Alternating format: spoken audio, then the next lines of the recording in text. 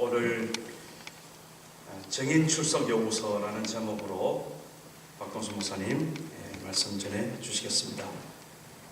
큰 은혜 있으시기를 기도합니다.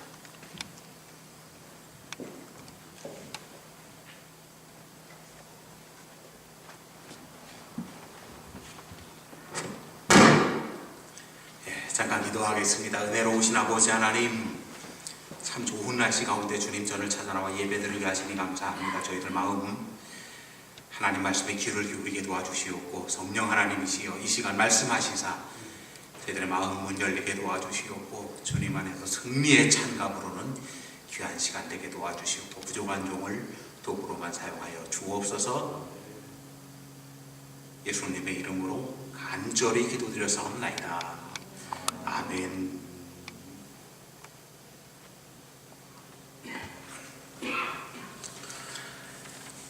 우리가 가지고 있는 성경은 구약과 신약으로 나누어져 있습니다. 구약은 39권, 신약은 27권, 3구 27 이렇게 쉽게 오면서 합이 66권 그렇게 되는데, 시간적으로 보면 이 성경 구약은요, 예수님 이전, 신약은 예수님 이후의 말씀이라고 보면 되는 거지요. 또 상황은요, 구약은 신약을 설명하고 또 해석하며 증거하고, 신약은 구약의 말씀을 하나하나 이루어가며 짝을 이루고 나면 틀림이 없습니다. 그래서 서로 어떤 위대한 구원의 사건을 이루어가고 있는 것이죠. 성경에는 3만 명이나 되는 많은 인물들이 등장한다고 학자들이 정리를 합니다. 거기에 수없이 많은 크고 작은 사건들이 기록되어 있는데, 이 모든 것이 신기한 것은 예수님에게 초점이 맞추어져 있다고 하는 사실입니다. 그러면서 하나님의 그 위대하신 구원 계획의 시작과 끝을 이렇게 여러 가지로 말씀하시고 계시는 것입니다. 그러니까 마치요, 우리가 지금 있는 이 예배당이 있는데, 이 예배당은 예배를 드리기 위한 예배에 초점을 맞추고 있습니다. 여기는 여러 가지 기구들이 있어요. 테이블 같은 형태를 갖추고 있고, 마이크 시스템이든지요, 피아노, 전자오르간, 또 의자, 이런 전등 이런 것들이 나와 있는데, 각각 다 역할이 있지 않습니까? 그러면서 어디 제품이고 이게 어디에 좋고 이런 얘기를 할 수 있겠습니다만은, 왜 그 자리에 다 있느냐 하면 바로 예배를 하나님 앞에 온전히 드리기 위해서 예배에 초점을 맞추고 있다고 하는 사실입니다. 자, 세계의 최고의 베스트셀러이고 스테디셀러인 이 신구약 성경이 바로 예수님을 통한 하나님의 위대한 구원에 초점을 맞추고 있다는 사실을 생각해야 될 것인데, 이 성경이 말입니다, 초기 기독교 예수님의 제자들 나오고요, 그 사도들, 그 다음에 사도들의 제자들 속사도들 나오고, 속사도들의 제자들 교부들 이렇게 얘기하는데, 시간이 흘러가면서 자꾸 이렇게 엉뚱한 얘기들을 하고요, 잘못 이해하고 잘못 설명하고 잘못 가르치는 일들이 일어나게 됩니다. 그러니까 혼란이 생기는 것이에요. 그래서 안 되겠다 싶어서 여러 가지 교회 회의를 하게 됩니다. 회의를 하고 또 회의를 하면서, 우리가 기독교의 정확한 교리가 담긴 하나의 고백을 만들어야 되겠다, 사도들로부터 내려오는 신앙의 고백을 만들어야 되겠다 해서 사도신경이 한 400년, 500년경에 완성이 되게 된다는 사실입니다. 예수님의 제자들로부터 내려오는 아주 정확한 신앙 고백의 핵심이 사도신경에 기록되어 있습니다. 우리는 예배 때마다 그것을 애우고 또 고백하고, 그러니까 성경을 줄이면 사도신경 이렇게 봐도 틀림이 없습니다. 자, 그런데요, 예수님께서 살아계실 때에 구약 성경이 있었고 신약 성경 나오지 않았잖아요. 근데 예수님이 참 신기하게 하나님의 어떤 위대한 계획을 짧게 요약해서 말씀해 주셨는데, 그게 오늘 본문 말씀이라고 하는 것입니다.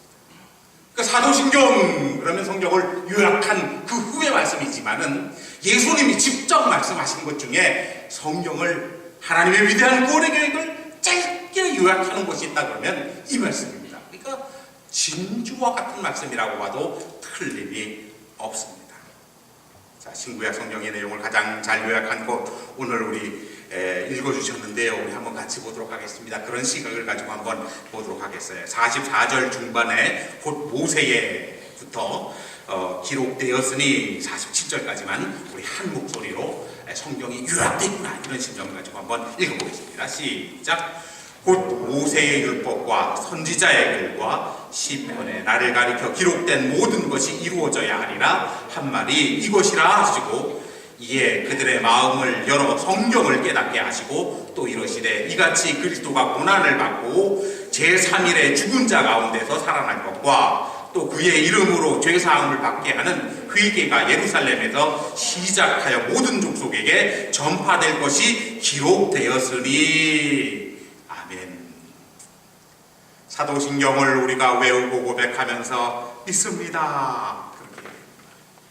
지금 여러분과 제가 읽은 44절, 45절, 46절, 47절 말씀이요. 하나님의 계획이 짧게 요약된 것을 예수님께서 말씀하신 것입니다. 그러니까 우리가 이 말씀도 아멘, 아멘. 사실은 예수 믿고 구원받았습니다. 믿음으로 구원받았습니다. 그리고 우리가 영생함을 얻었습니다. 오늘 성경에 그렇게 나와 있잖아요. 예수님께서 말씀하신, 예수님께서 보여주신 그대로의 핵심이 나와 있는데 결국은요, 이걸 믿느냐?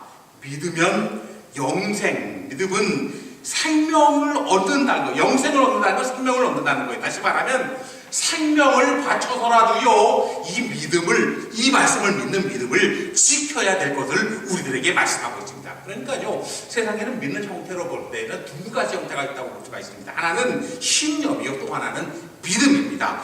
비슷합니다. 말도 비슷해요. 사실은 단어가 약간 섞여 있습니다만은, 그러나 그 뿌리는 분명하게 다릅니다. 세상에서의 어떤 신념은요, 그 근거를 경험이나 정보나 지식에 두고 있지만은, 그래서 신념은 하나의 어떤 정신력으로서 꽤 놀라운 능력을 얻게 할 수 있습니다. 그런데 믿음은 다릅니다. 그 근거를 하나님의 말씀 성경에 두고 있다고 하는 것입니다. 그러니까 믿음은 그 근거를 성경에 두고 있다. 믿음은 그러면 그 근거를 성경에 두고 있다. 한번 해보겠습니다. 믿음은, 다시 한번, 믿음은, 맞아요. 믿음은요, 그 근거를 성경에 두고 있습니다. 자, 믿음은요, 구원을 얻게 합니다. 신념이라는 말과는요, 상대가 되질 않아요. 믿음은요, 성경에 그 근거를 두고 있고, 영생을 얻게 하고, 천국에 갈 수 있도록 한다는 겁니다. 그러니까, 천국이 없으면은요, 신념 가지고만도요, 충분히 살 수 있는 게 세상이라고 하는 것입니다. 굳이 믿음 가질 필요 없어요.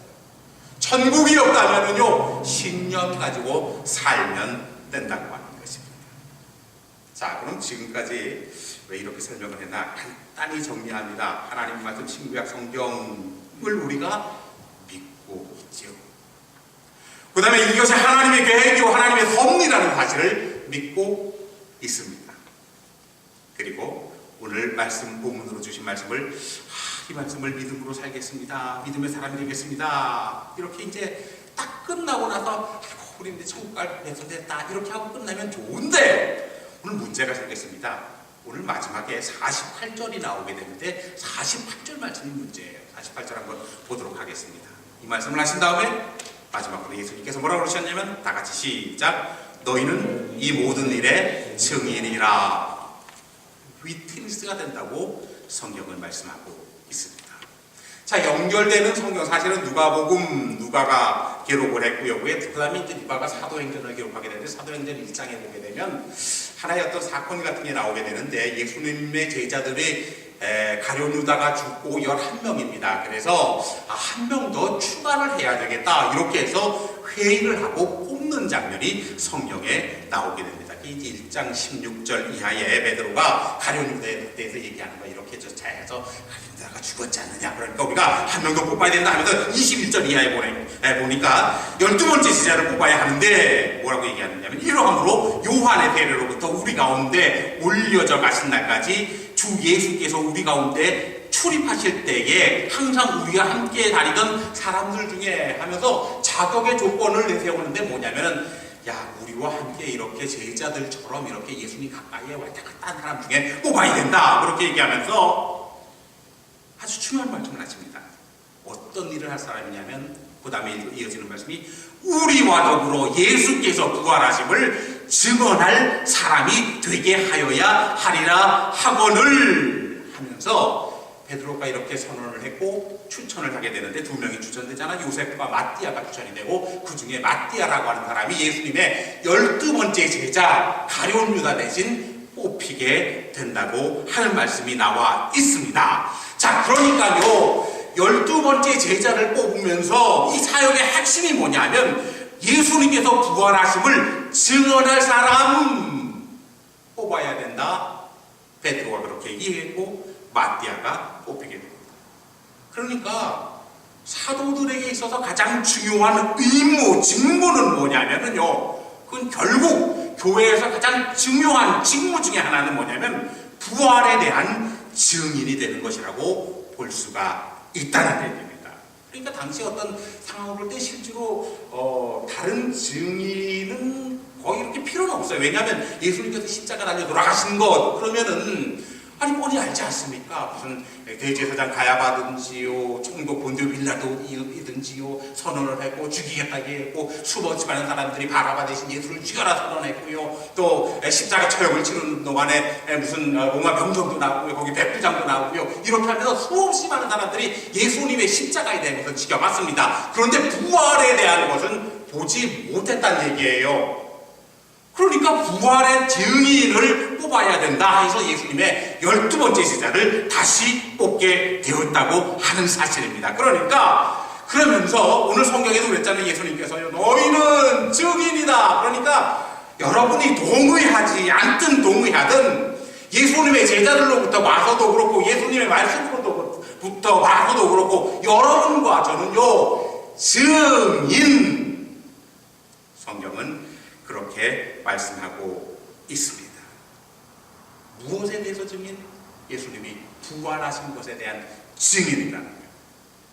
그러니까 하나님은 지금도 우리를 향해서요. 제가 이제 이걸 그냥 재밌는 걸 얘기로 바꿔봤어요. 어떻게 하면 돼요? 어떤 상황이냐면 지금 하나님은 우리에게 지금 매일이든지 일주일에 한 번씩이든지요 편지를 한 장씩 자꾸 보내는 거예요. 그래서 편지 내용을 하나님이 내게 주신 편지 내용을 뜯어보니까 뭐라고 되어 있느냐면 이게 부활 증인 출석 요구서라는 겁니다. 그러니까 증인으로 좀 출석해라.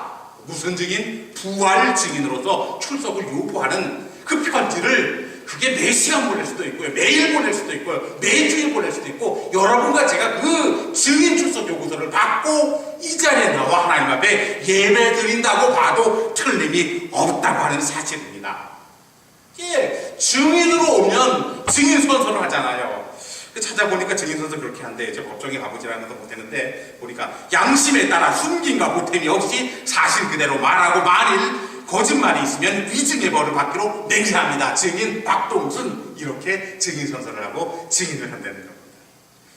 조금 더 추가한다 그러면은 예수님의 부활에 대한 거니까요. 증인 선서 하면서 예수님의 부활에 대해서 양심에 따라 숨김과 보탬이 없이 사실 그대로 말하고 만일 부활에 대해서 거짓말이 있으면 위증의 벌을 받기로 맹세합니다. 증인 박동순 이렇게 얘기하는 겁니다. 그러니까 여러분과 저는요 그냥 증인된 겁니다. 왜? 예수님께서 그렇게 말씀하셨고 실제로 예수님의 12제자를 뽑을 때도 그렇고 그 사도들의 신앙이 2000년 동안 내려오면서 우리에게 뭘 요구하느냐면 너희는 증인이라고 하는 겁니다. 부활의 증인이라고 하는 사실입니다. 그러니까 증인으로서 선서할 수 있어야 될 것이에요. 자, 확인해 보겠습니다. 이거 통과해야 됩니다. 첫 번째는 뭐냐면은요, 이 증인으로서 제일 선서인데요, 역사적 사실이냐 이거죠. 예수님이 부활하셨다는 게 역사적인 사실로 믿고 있느냐 말입니다. 여러분, 예수님께서 부활하신 사실을 믿으십니까? 증인으로도 대답을 하셔야 돼. 다시 한번 묻습니다. 여러분 증인들이요, 예수님께서 부활하신 사실을 믿으십니까? 믿고 계십니다. 그러면 속으로 아멘, 난 좀 찜찜한데 글쎄, 그러면 어디로 돌아가면 되냐면 성경으로 돌아가요. 왜냐하면 여러분, 우리의 믿음은요, 그 근거를 성경이라고 했잖아요. 이 성경에 보니까 예수님 부활하신 것을 예수님의 제자들도 봤고 여자들도 봤고 엠마로 내려가던 제자들도 봤고요. 예수님의 제자들 외에도요, 예수님께서 승천하실 때 감난산에서 500여 명이나 되는 사람들이 지켜봤다. 성경이 그렇게 기록되어 있습니다. 다시 말하면 여러분과 저의 증인의 고백은 내가 행여나 확실하지 못하는지 모르지만 성경에 보니까 예수님이 부활하셨다는 사실을 확실히 알고 본 사람이 적어도 500명 이상 된다고 나는 이 성경을 믿기 때문에 예수님께서 부활하셨다, 이렇게 믿습니다 하고 증언할 수 있어야 된다고 하는 사실.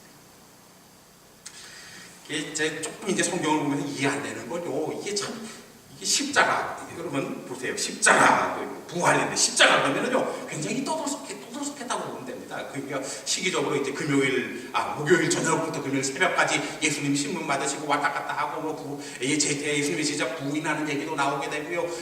법정 가야바에게도 가고요. 본디오 빌라도가 결정적으로 이거 죽여야 된다. 그리고 사람들이 바라바 대신 예수를 죽여라고 이러면서 또 골고다 십자가에 사람도 일어나고 이러잖아요. 그러니까 떠들썩해요. 그런데 예수님이 부활하시는 상황은 어쩌면 좀 조용해요. 물론 여자들이 처음 가니까 지진이 나고 돌무덤이 굴려졌고 이런 지진 같은 게 일어납니다만은, 중요한 건 예수님이 이렇게 돌아가셨다가 매장됐다가 부활하시는 장면이 좀 장황하게 나오면 너무 좋겠다는 생각이 드는 거예요. 예를 들면 예수님 돌아가셨습니다. 그리고 이렇게 돌아가신 상태로 이제 무덤에 있습니다. 근데 사람들이 그 시간에 웬일이 다 모이자 그러고 딱 와봤어요. 무덤문이 쳐 열리게 됩니다. 그랬더니 예수님께서요 갑자기 벌떡 이제 몸이 움직이기 시작하면서 천군천사의 차동이 막 들리면서 있던 것도 풀어지고 하면서 예수님 모습을 찾아가는 그런 모습을 낫다고 생각해 보시기 바랍니다. 그러면 사람들이 보고 할렐루야, 예수님 부활하셨어. 이렇게 해서 수없이 많은 사람들이 봤으면 얼마나 좋았을까요? 그런데 예수님이 부활하시는 장면, 살아나시는 장면은 아무도 본 사람이 없어요. 조용히 진행이 됐다고 하는 것입니다. 그게 좀 아쉬워요. 왜 그러셨는지 모르겠어요.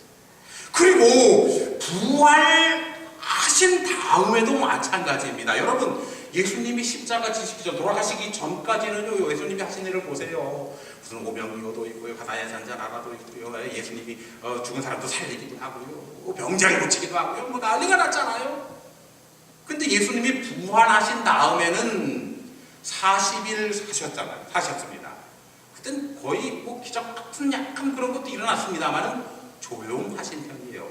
예수님 부활하신 다음에 40일 사시지 말고 한 3년 정도 다시 또 사시면서 아주 그냥 예수님 돌아가시기 이전의 기적 같은 걸 막 펼치고 난리가 났으면, 이거 모셨을 때 왜 그랬는지 모르겠어요. 정답은 저도 몰라요. 나중에 우리 천국 가면 한번 예수님께 물어봐야 됩니다. 분명한 것은 예수님께서 부활하셨다는 사실, 성경에 증인들이 있기 때문에 그 성경의 말씀을 보고 내가 부활하셨다는 것을 선수할 수 있다고 하는 사실, 여러분들이 마음에 품어야 될 것이고, 증인으로서 두 번째 선서는 뭐냐면, 그렇다면 예수님의 부활과 성도, 다시 말하면 예수님의 부활과 나와 도대체 예수님 부활하셨단 말이야. 역사적으로 부활하셨단 말이야. 그러면 그 예수님의 부활이 도대체 나와 무슨 상관이 있느냐, 무슨 관련이 있냐 말입니다. 예수님의 부활은 예수님의 부활이고, 부활 신앙이 없이도, 예수님의 부활이 없이도 우리는 어쩌면은 세련되고 우아한 신앙생활을 할 수 있기도 해요. 상관이 없을 수도 있잖아요.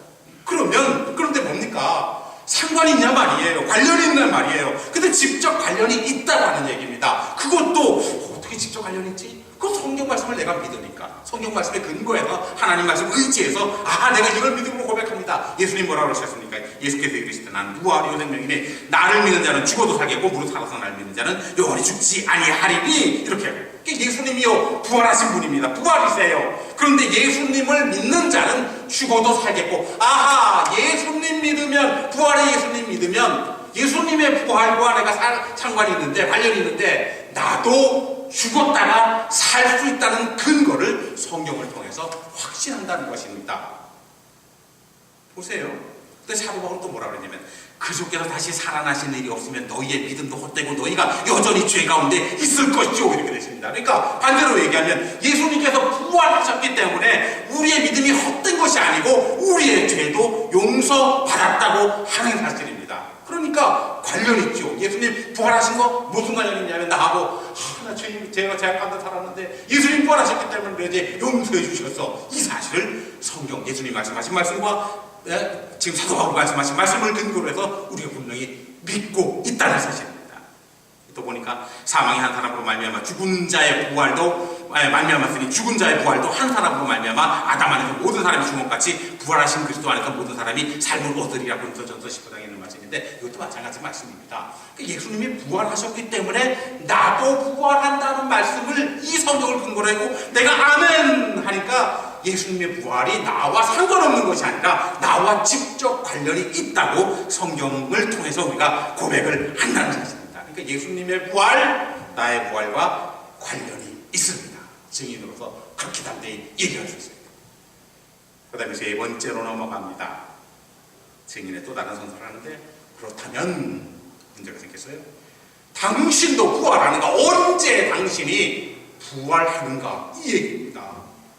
그럼 증인으로 나왔으면 나 언제 부활하지? 성경을 통해서 우리가 믿고 확인해야 될 것 아니겠어요? 묻습니다. 당신도 예수님처럼 부활할 것인가? 던거리면 안 됩니다. 성경을 찾아서 분명히 알아야 될 것입니다. 일단요, 우리 신앙의 뿌리가 되는 사도신경 우리가 지금 외우고 고백합니다만은 마지막에 몸의 부활과 영생을 믿습니다. 몸의 부활과 영생을 믿습니다. 매일 그렇게 고백하잖아요. 몸의 부활과. 그러니까 분명한 건 여러분이 고백하는 건 그게 믿어지든 믿어지지 않든 몸이 부활한다는 사실을 여러분은 고백하고 있습니다. 자, 그러면은요, 사실 인간의 몸은요, 죽으면 썩어 없어지잖아요. 그래서 지금과 같은 똑같은 몸으로 다시 살 것이냐? 그건 아니라는 얘기입니다. 왜? 지금같이 똑같은 몸으로 다시 산다면 이거 부활 생명이 아니잖아요. 똑같은 걸로 나온다 그러면은요, 다시 또 병들을 것이고, 다시 또 늙을 것이고, 다시 또 죽을 것입니다. 그러니까 분명한 거는 다시 태어나는 생명은 다르다고 하는 것입니다. 그러니까 도대체 몸이 부활한다는 거, 내가 고백하는데 그게 뭘 가리키냐면, 고린도전서 15장 이하에 보게 되면은, 고린도전서 15장 부활장이라고 그렇게 얘기하잖아요.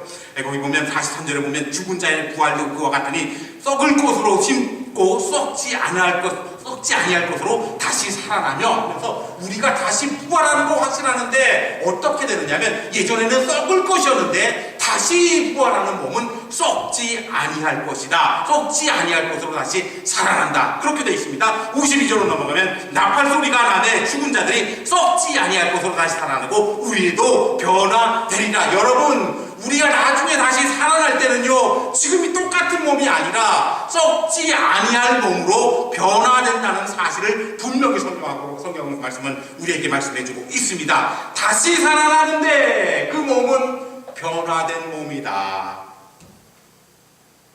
우리 몸은 죽으면 썩을 것입니다. 우리 몸은 없어질 것입니다.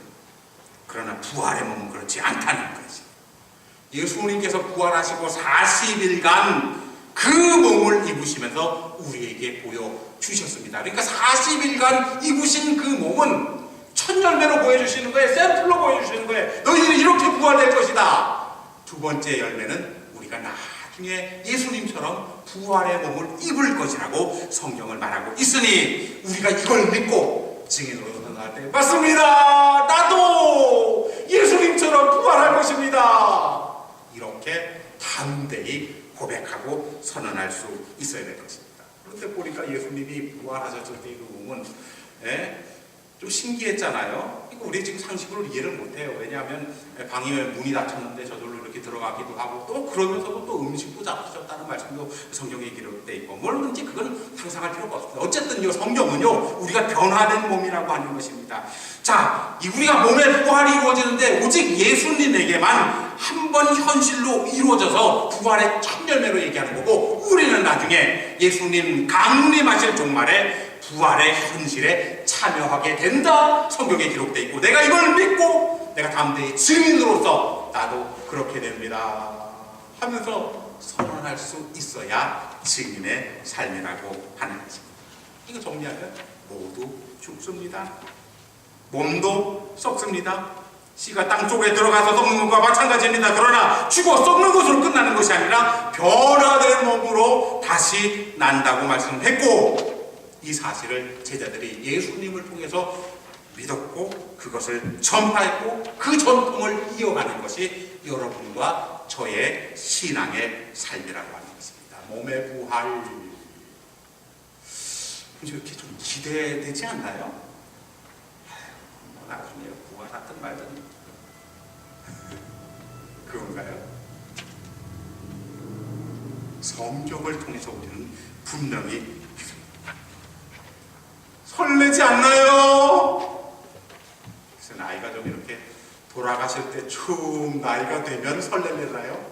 아이고 이거 다 이제는 갈 때 됐구나, 나중에 부활한다 기대하고 설레. 그러나 우리가 분명히 고백할 수 있어야 될 것입니다. 자, 마지막 증인으로서의 고백을 어떻게 해야 될 것인가? 자, 증인으로서 네 번째 선서입니다. 부활의 신앙을 가진 당신은 도대체 앞으로 어떻게 살 것인가? 이 말씀을 우리에게 주시고 있다고 보면 됩니다. 부활의 믿음을 가지고 사는 삶이 도대체 어떤 삶인가 이거예요. 자, 지금 부활한다고 했으니까 자꾸 이제 몸의 부활 얘기했잖아요. 실제로 이제 성경을 근거로 여러분들에게 말씀을 드렸습니다. 그러니까 여러분들이 지금 내가 나중에 부활에 대한 개념을 지금 여러분이 들은 말씀을 그대로 가지고 있으면 성경 말씀 그대로에 틀림이 없어요. 틀림이 없어요. 자, 그러면은요. 근데 지금 내가 지금 저도 몸을 갖고 있고 여러분들은 몸을 갖고 있고 이게 아마도 이게 몸이요. 부활의 몸과 좀 연결이 되는가 봅니다. 지금 우리가 갖고 있는 몸이요. 왜냐하면 사도 바울이 고린도전서 6장 19절 이하에서 뭐라 하냐면 너희 몸은 너희가 하나님께로부터 받은 바 너희 가운데 계신 성령의 전인 줄 알지 못하느냐. 너희는 너희 자신의 것이 아니라 하나님이 사셨다는 겁니다. 값으로 산 것이 되었으니 그런즉 너희 몸으로 하나님께 영광을 돌리라.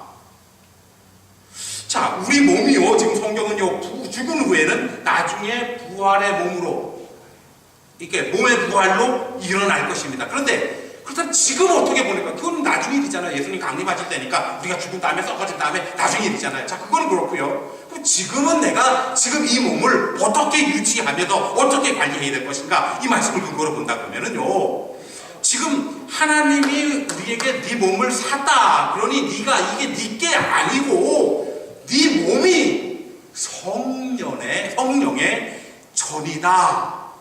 그렇게 말씀합니다.